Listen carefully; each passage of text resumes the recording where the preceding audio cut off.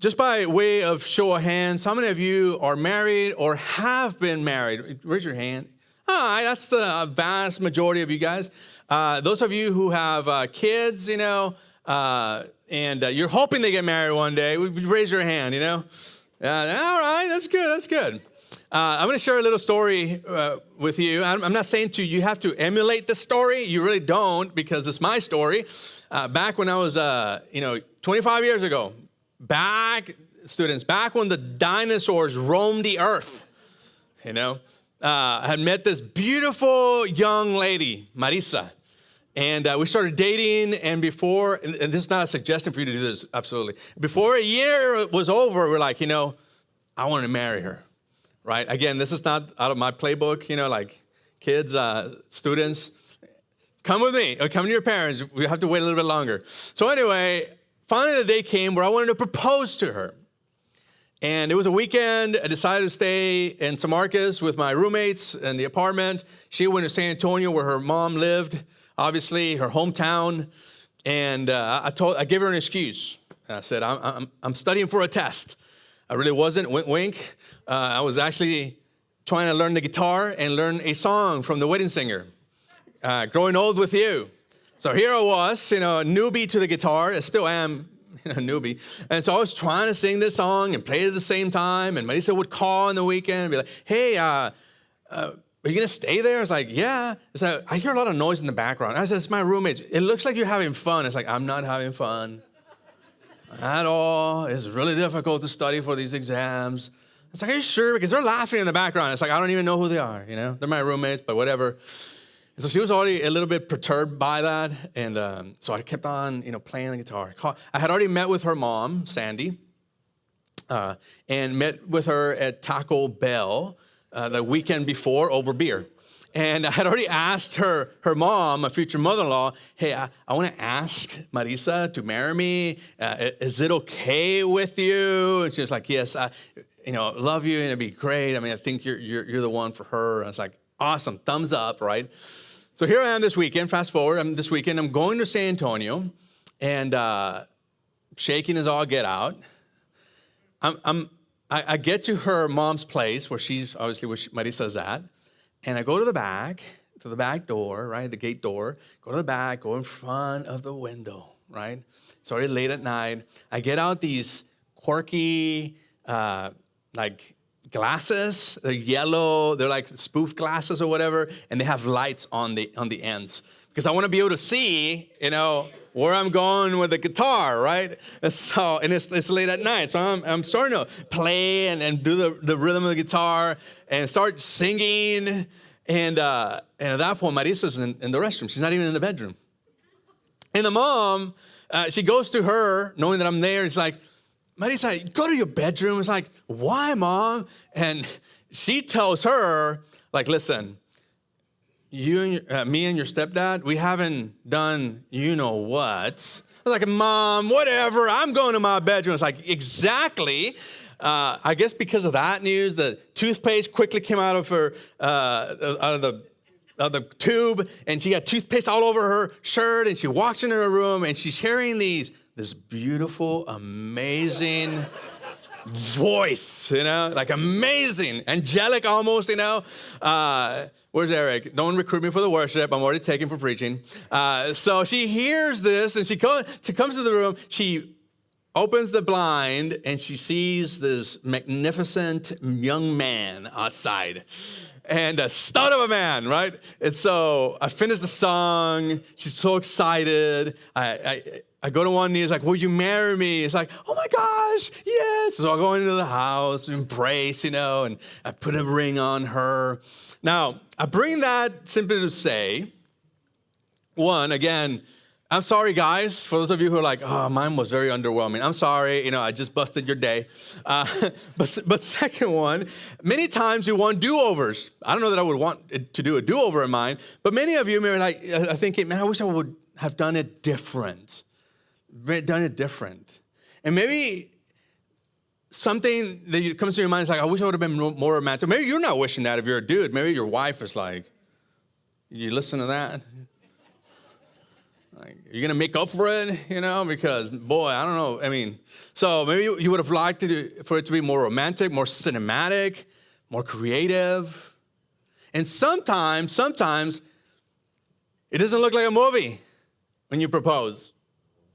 It doesn't look like a movie. It doesn't look like you would have envisioned it the way you planned it. And sometimes we overplan and don't even get as far as proposing.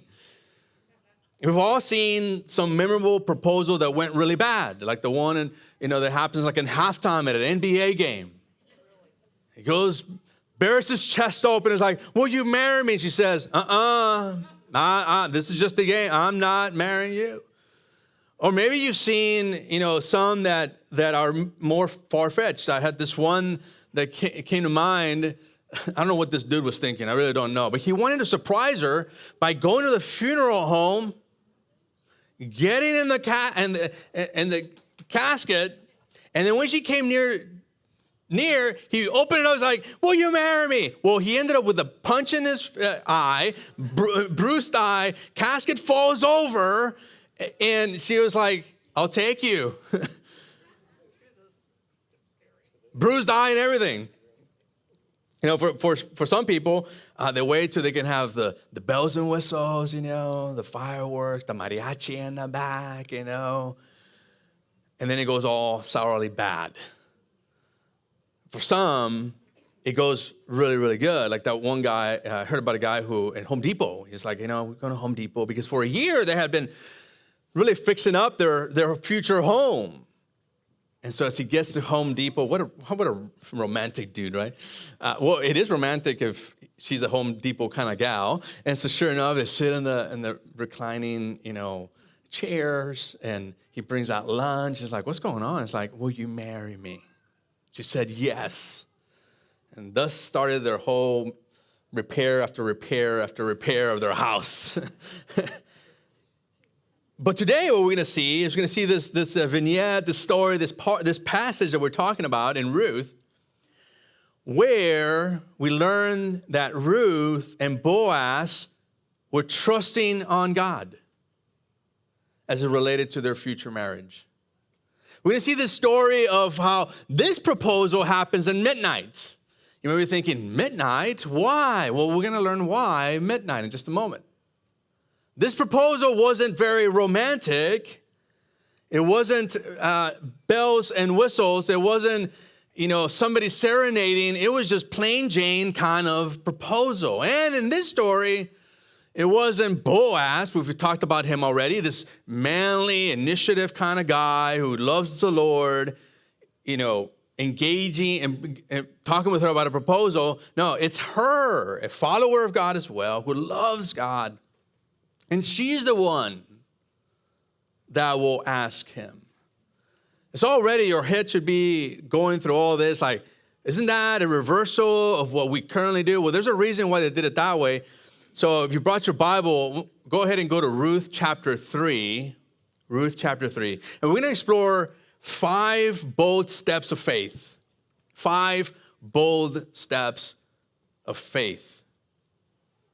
Because God's plan for your life moves forward when you obey him, when you step out in faith. And here's the first point. Step out in faith sees God's opportunity. Oftentimes we miss the opportunity. Oftentimes we're not sure if we should do this, that, or the other. And maybe we even see the opportunity and we don't walk into that. So part of faith is to walking into that space. Go to verse 1 in chapter 3. It says, then Naomi, her mother-in-law, said to her, I love this. When you have an amazing mother-in-law or amazing mom, it's like, he's going to coach you through this season of life. It says, my daughter, I must find a home for you where you will be well provided for. Man, this is Naomi who's a widow herself. She's older in years. Her husband, Elimelech, passed away while in Moab. Her son, who had been married to this Ruth, passed away. He died. And Ruth followed her, just like her name says, loyal friend or comforter. And here he looks at her and he's like, I want what's best for you. Knowing full well that Ruth could have stayed in Moab, a godless land, but she would have had a suitor, a potential marriage opportunity, but she forewent that to support her mother-in-law. And she wants to help her. This is like matchmaking in the Old Testament, by the way. We're going to see that. I must find a home for you where you will be well provided for. Now, Boaz, with whose women you have worked, is a relative of ours. Pause here for just a moment. What she's not saying is like, oh, he's a cousin. We're not in Nebraska or Arkansas. It's not like, here's your cousin, or second cousin twice removed. No. This Boaz is related to Naomi's husband who passed away. It's not related to Ruth. It's more related to Ruth's husband who passed away. So it says there's this relative of yours. What does that mean? What it means is that in Old Testament times, we had what was called a kinsman redeemer. Somebody that could actually help redeem or get back your estate if your husband died. There's a way to provide for widows, a way to provide a name that lasts, because in the Old Testament, your land is key. You only have a certain amount of land, and that was entrusted and gifted to your lineage. And so in order to not lose that, a relative of the guy who passed away would have an opportunity to marry the widow, to have children with now the widow, so that the firstborn could have rights to that land, the firstborn boy. Now, we've already discovered last couple of weeks that Naomi is older in years. She has no potential of remarrying and having children, but all hope is placed on this Ruth. And then she says, tonight he will be winnowing barley on the threshing floor. Now, already the reader would have acknowledged and seen that the threshing floor is the most public of spots. It's very public. Everybody can see you. The threshing floor is where you throw the wheat up in the air and the impurities will be blown away. It's a very, very observable place, and a high place at that. Now, strategically, what Naomi's going to say to her in just a few moments is, you're going to go there at night. And there's a reason for that. Now, Naomi could see that timing was right. This is it. The timing is right. After months of hard work, seeing her work under Boaz, who made it really easy for her to take food home as an impoverished widow who needed help. And he had already locked eyes with her. She just demonstrated favor towards her. She would allow her to come and sit and have lunch with his staff. She would send her off with take-home food for her mother-in-law, Naomi. And here's the moment that she's identifying Naomi. It's like, this is it. He's been very favorable towards you. She's seeing the signs on the wall, right? Ruth couldn't just stay. She could have stayed where she's at, but she can't, really. The place where she's at is safe and it's comfortable. And here Naomi is nudging her. Like, you can do this. She's nudging her to take a step of faith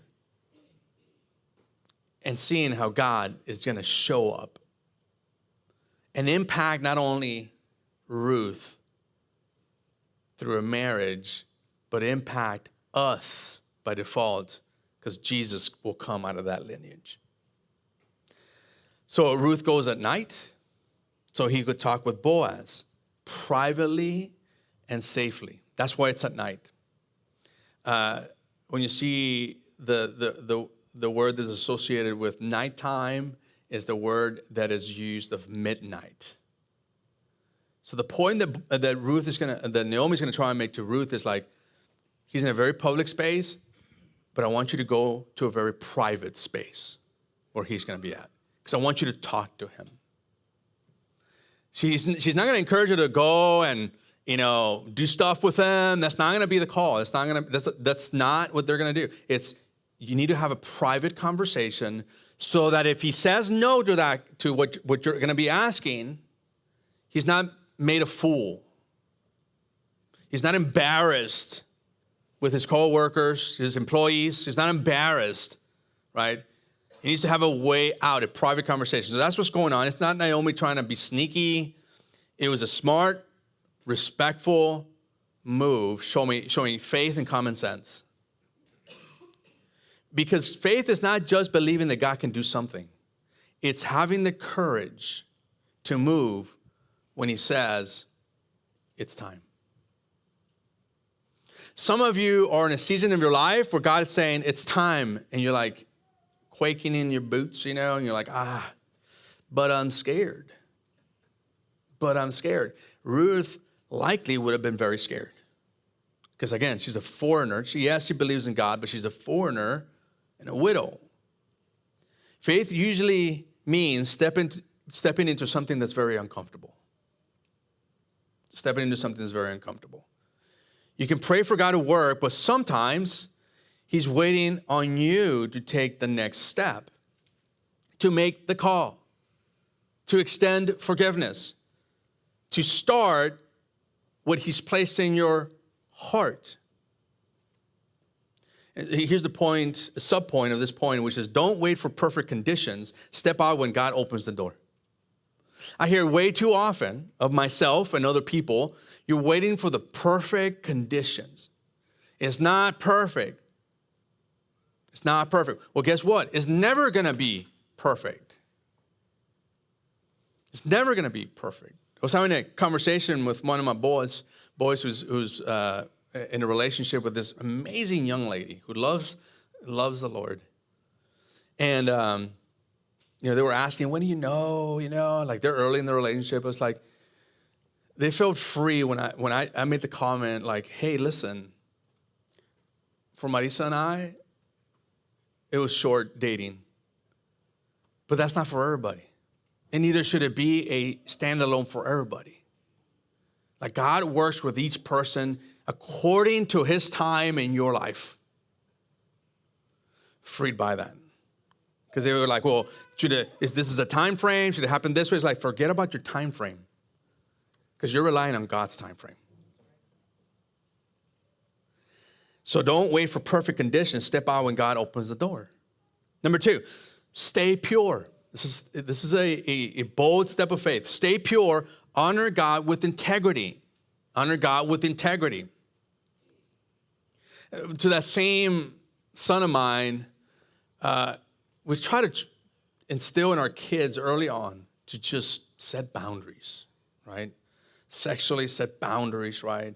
And man, when you're a parent and you've been trying to teach them that, not that all the kids obey that, but when you have a child that's like doing that, you're like, man, that's awesome. Staying pure, honor God with integrity. Now go to verse 3. It says, wash, put on perfume. This is the mother-in-law talking. I mean, this is awesome. Wash, put on perfume, and get dressed in your best clothes. I.e., don't go there frumpy. Don't go out there with your hair pulled, every which direction, like you just woke up, like I say in Spanish, all tirada, Like, don't go that way, don't go all a mess. Get your best dress, and I want you to go just all beautified. It says, then go down to the threshing floor. But don't let him know you are there until he has finished eating and drinking. Pause here for just a moment. Let me share with you what he's not saying. Naomi's not saying, wait until he's drunk. Oh my gosh, drunk men make the stupidest mistakes. Amen, ladies? That's just the case. He's not saying, wait until he's had too much. Rather, what she's saying in this expression of he's finished eating and drinking, it's like he's content. He is relaxed. Because remember, Boaz is the kind of man that can enjoy God's blessing unto his life without abusing that very blessing that God is giving him. rather turning that blessing into worship and honor of God. So again, this goes back more to the fact that he is an honorable guy. Remember, he lives in a culture where people don't know their right from their left. They don't know what's right or what's wrong. And you have this Boaz who's a righteous guy who lives following God. And, as a result, he's just relaxed. Go when he's relaxed. He's joyful. When he lays down, note the place where he is laying. Then go and uncover his feet and lay down. Uncover his feet. That's going to be significant. He will tell you what to do. What's the deal with the feet? So I'm not going to put anybody on the spot, but I'm sure some of you, when you go to bed on a winter night, not like today is a winter or last night, because it's Texas, like 50 degrees feels like 70 degrees really, But what do you like to do when you have pumping the AC? You go to bed and you have, some of you, your socks on. Again, you don't have to show your socks, but I'm trusting you. Anything like myself, may have your socks on. Or what happens when you pull your sheet and your feet are exposed? You're cold. What's the first thing you cover? Your feet. So here, the exposing of the feet will be a sign of vulnerability for Boaz. It will also be a sign of pointing and getting his attention. Remember, he's asleep. He might be content, peaceful, and thankful because he wasn't drunk. He had some good, satisfying beverage, worked hard, tired, ready to take his sleep. And although Naomi's instruction sounds weird, it makes perfect sense. It wasn't romantic, by the way. We see it as the text very romantic, and maybe we romanticize it, but there ain't nothing romantic about somebody exposing your feet. There's nothing flirtatious about somebody exposing your feet. There's nothing inappropriate going on. I want to put that out there because we also, through the course of the last couple of weeks, we've understood that Ruth is a God follower. She tells Naomi, your God will be my God. Your people will be my people. So it's not like she's like, wink, wink, let's get it on. No, it's not like that at all. It's respectful. It's a sign of trust to his vulnerability. She uncovers her feet. That's saying, psst, wake up. So when you see that, exposing the feet, think, psst, wake up. It was her way of saying, I'm placing myself, her being at his feet, I'm placing myself under your feet to be under your care and under your protection. In other words, I'm receiving what you're giving.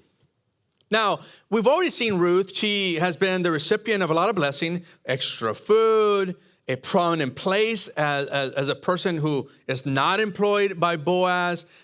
However, has her really close with his staff, with his employees. A lot of favors. He can take food home. She's received what he was giving physically. But here, it's her saying, I'm receiving what you're giving. In other words, you're throwing a lot of hints. You're throwing a lot of hints that I've caught your eye, right? This is her not being so upfront yet, but her saying, I dig you too. It's like when Marisa and I were dating, and I was doing ministry already, campus ministry in college, and I liked her, and we used to flirt, and then, he, all that kind of stuff, All my jokes were like great back then. Oh yeah, we get married, it's not a single like chuckle even, like haha, not even a laughing inside thing, not even that.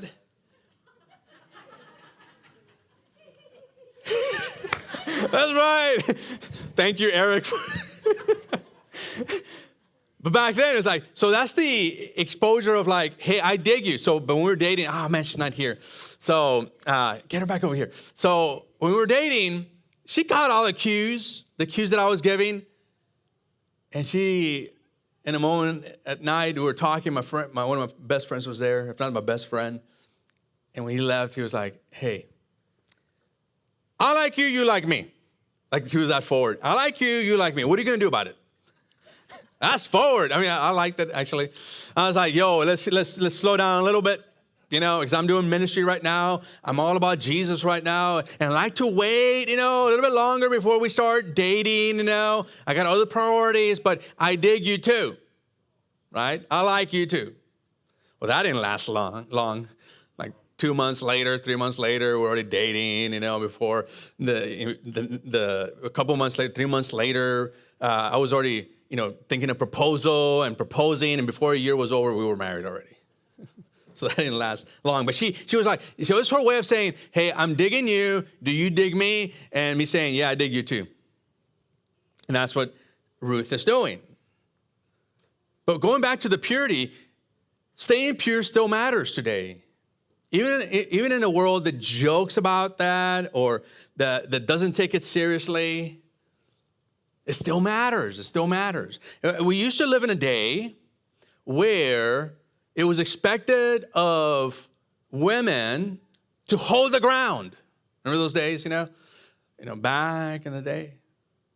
You could at least rest on the idea that if you as a man just had a moment of frailty, you maybe drank too much, did some stupid, doing just like, if you were trying to cross that line, which again, that was culture back then, the woman at least was like, no, we're not going there.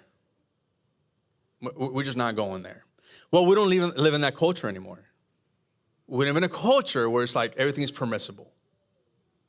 Where now you have the reverse happening, where the girls are like busting the moves and all that kind of stuff. My encouragement of you as a congregation who are leading students to Christ and leading them, to be Christ followers is to encourage them to go against the flow of culture. So they, can set the boundaries, guy or girl. They can, whether you have a boy or a girl, setting those boundaries to be respectful of the parents and of their bodies, right? And this is a lot what Ruth is doing. There's going to be boundaries here. Honor God privately, and He'll bless you publicly. Oftentimes, we look at the big things everyone has, forgetting that it's the little things that nobody sees that got them to the big things. The big things that people have are built on the small things, the private things that people do. Holding integrity can be a very private experience. Being honest in private matters. Having integrity when nobody is looking matters. Honor God privately, and He will bless you publicly. Keep your heart and your actions in the right place. Don't give up your values just to be approved or accepted by someone. The right person, the right situation, the right opportunity will respect your boundaries and won't pressure you to do something you wouldn't do. Now, I'm talking to you not just as a pastor, but as a pastor that Marisa and I didn't necessarily do a good job on that, But knowing that, the raising of our kids has been very much in line with what we think God has for them. So if you're a parent, you're feeling guilty or whatever, listen, it is what it is. It happened what happened. It's what you do today that matters, right? Here's the second bold step of faith, and the third one, is wait well, trust God's timing. Wait well, trust God's timing. Jump to verse 8. In the middle of the night, something startled the man. Again, the word for night here is midnight. Something startled the man. He turned, and there was a woman laying at his feet. What startled him? Cold. Who are you? Why is he asking? Now, sometimes we get overcomplicated when we look at Scripture. Listen, it's dark. You're under a tent. You're going to be like, who are you? What's going on? Who's tickling my toes, In addition to that, again, they live in a culture that they didn't know their right from their wrong. They were living as they saw fit, very much like our culture today. And it was often the practice that prostitutes would go to single men's tent, or men that were working outside of the home and they were by themselves, go to their tent and prostitute themselves. So Boaz, understanding this, is like, who are you? He asked. And I would imagine with the most tender of voices, she said, I am your servant Ruth, she said. Maybe perhaps a way of saying that today would be like, I'm Ruthie, you're peekaboo. I wonder if that was like that. I'm digressing now. I wonder if that was like nickname, Boaz look at Ruth, like, come here, peekaboo. If not, man, he just wasn't thinking. I'm your servant, Ruth, she said. Spread the corner of your garment over me. Another weird expression, if I do say so myself. Spread the corner of your garment over me. Now, she's not saying, come and cuddle with me. Let's go to the couch, bring that, this is some cuddle time. That's not what she's saying. She's saying something different. Spread the corner of your garment over me, since you are a guardian redeemer of our family. Since you can actually come into my space, and you can actually do something about my plight, spread your corner over my garment over me. So half asleep, he's awoken with chilly feet. And this expression is akin to saying this. In ancient times, it was like saying, will you marry me?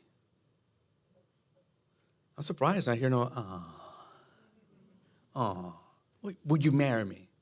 Again, not very romantic, not very like bells and whistles. It's, will you marry me? The expression, will you cover me, is the expression that he used in chapter 2. When he said of her, may you be richly rewarded by the Lord, under whose wings you have come or covered yourself to take refuge. Same thing with you. Cover me. In other words, Boaz, will you be the answer to your own prayer? That's what she's alluding to. Using the same word is like, will you be the answer to your prayer over me? Will you marry me? And sometimes you are the answer to your own prayer. Whatever God has placed in your heart, this what I call the holy discontent. In other words, not what you're griping about, like, I wish they would do that, or they don't do this, or they don't do. No. Your holy discontent is this aspect of your life where you're like, God has placed something in me about something that I see a need in, and so I'm going to talk with my team leader, I'm going to talk with my director, or I'm going to talk with an elder, or I'm going to talk with the pastor, and we're going to see if there's something that I can do about this holy, from God, discontent. Guess what? What you're praying for, you may be the answer. Waiting well doesn't mean sitting back and doing nothing. That's not what it means. Sometimes we think, waiting well is to do nothing. It means being ready to move when God gives you the green light. To step into the thing you've been praying about. But by the way, as you pray about where we're going to be, if you look at your bulletin, I try to put it as clearly as possible there that we agreed on a 5-year lease. But on that 5-year lease here, the thing with that lease is that we can give a year notice without any penalty. So if we have a 5-year lease, but if year 2, we're like, holy smokes, there's a facility available, there's some land available, we can pivot, finish off our year, and then after that, we're not going to be penalized. Our former contract had penalties on us if we were to do that. We no longer have that. That was negotiated in there. We had a really good negotiation tactic going in. And so, which means, what does that mean for you? That you've been praying. You may be part of the solution. You may be part, and somehow, in a new adventure in a different location. And so we're starting a campaign called 500,000 in 5 years. Guys, this is like naturally beyond what we can do. That means $100,000 over our budget every year for 5 years. Putting that aside for a down payment. Be able to make a move if that move entails 1.5 million or 2 million plus, we're able to make a pivot towards that because we have it in the bank. We can get the loans, all that kind of stuff. So I say that simply to say, Those of you who've been praying about, Lord, help us. The Lord help us is now like, okay, what's my part? I'm the solution. I'm part of the solution in this. The same thing with the remodel we're going to do next year.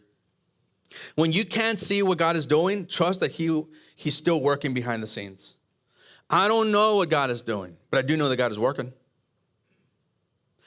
I know that there was a facility, a place we were looking at. It just didn't work out, for us.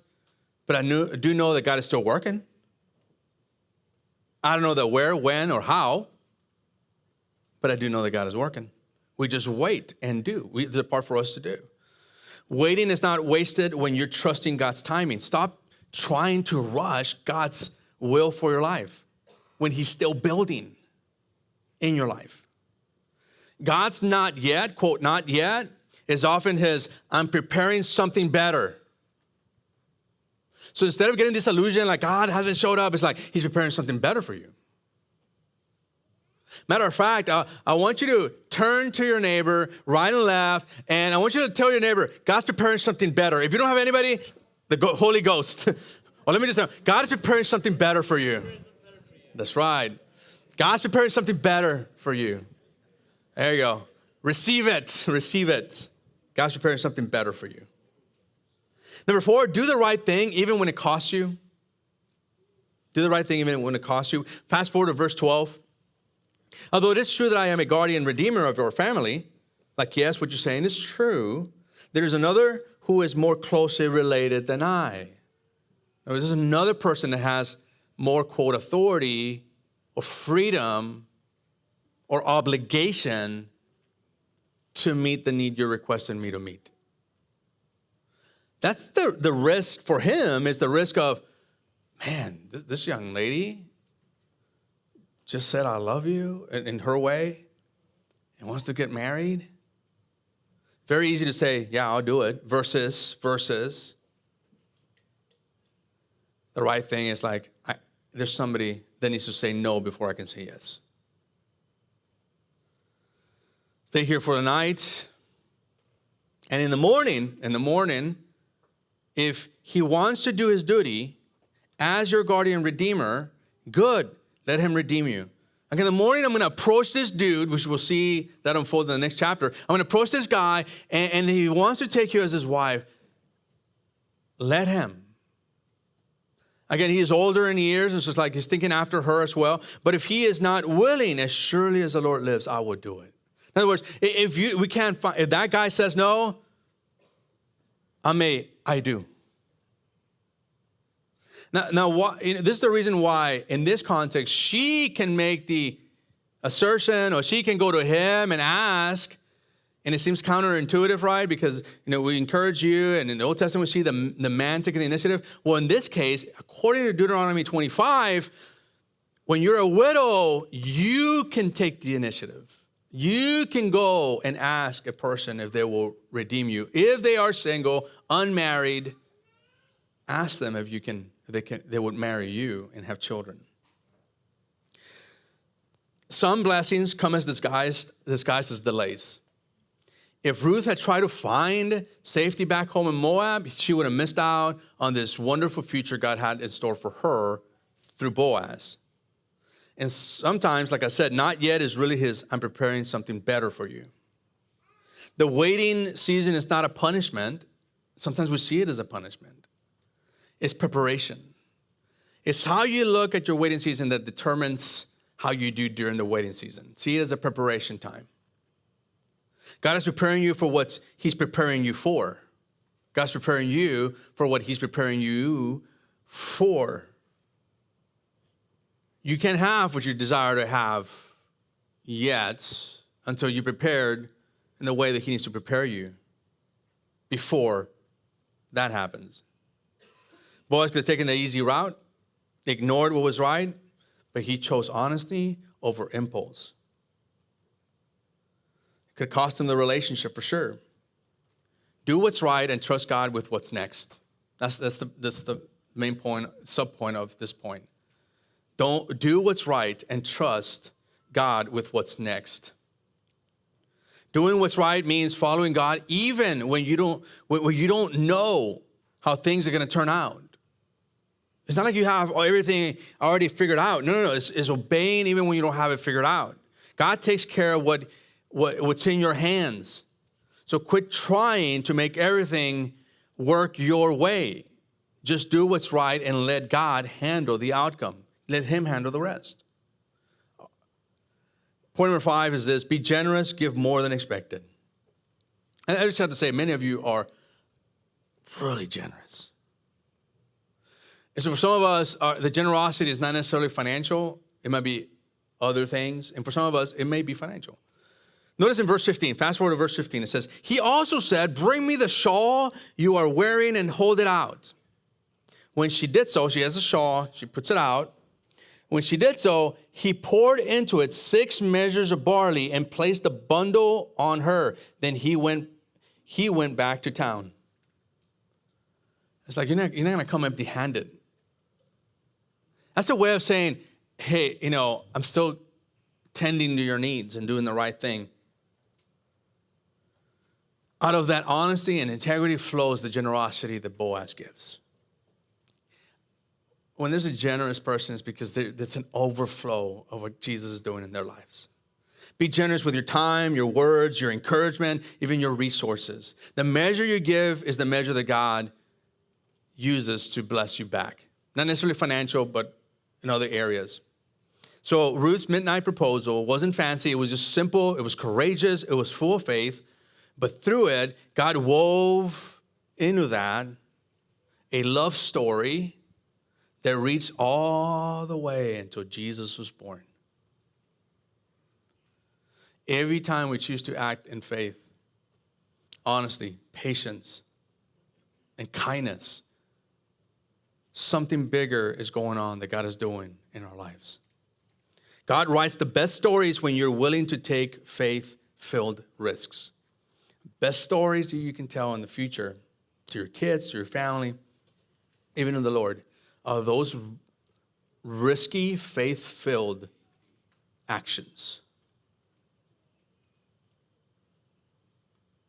They're risky, but they're faith-filled. What step of faith is going on that God in your life that God is saying, that's the step of faith I want you to do? Because God wants you to take it. No, don't wait. Take it right now. Maybe it's forgiving someone, trusting him with uncertainty, or standing on something or starting something that's new. What would happen if you took the first step today? This morning, we want to celebrate someone who took her first step. I'm going to introduce you to Ariella. Where is she at? Where's she at? She's over there. Come over here. Come over here. Today is a public proclamation of the relationship that she has with Jesus. Come over here with me. Let's give her a hand.